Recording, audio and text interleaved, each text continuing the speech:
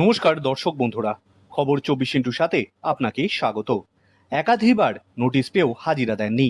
হাইকোর্টের নির্দেশের পর বৃহস্পতিবার বিকেলে সিআইডি দফতরে হাজিরা দেন তৃণমূলের সর্বভারতীয় সাধারণ সম্পাদক অভিষেক বন্দ্যোপাধ্যায়। সূত্রের খবর, সই জাল কাণ্ডে বিরোধী দলনেতা বাছাইয়ের রেজলিউশন নিয়ে একাধিকবার প্রশ্নের মুখে পড়তে হয় তাকে।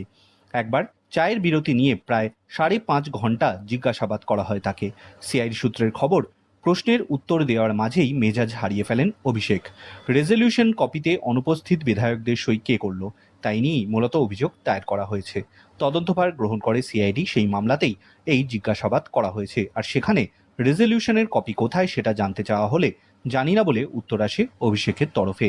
সূত্রের খবর, তদন্তকারী অফিসাররা তাকে বলেন, দলের সর্বভারতীয় সাধারণ সম্পাদক হিসেবে নিজের দায় কোনোভাবেই এড়াতে পারেন না তিনি।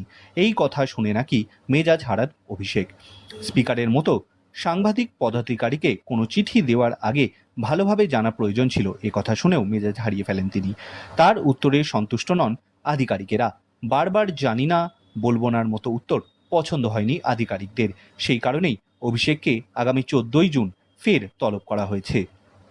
এদিকে জিজ্ঞাসাবাদের পরেই রাতেই মমতা বন্দ্যোপাধ্যায়ের বাড়িতে হাজির হন অভিষেক। রাত 11:30টার পর সেখানে চলে বৈঠক।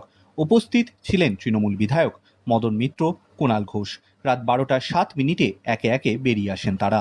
তবে সংবাদ মাধ্যমের সামনে আসেননি অভিষেক। তার সহযোগী সমর্থকেরা ছাতা দিয়ে ঢেকে রাখেন। ছাতার মুখ ঢেকেই গাড়িতে উঠে পড়েন অভিষেক। অন্যদিকে কুণাল ঘোষকে প্রশ্ন করা হলে তিনি বলেন, এটা তদন্ত সাপেক্ষ বিষয়, এই ব্যাপারে আমরা কিছু বলবো না। ব্যুরো রিপোর্ট, খবর 24x7।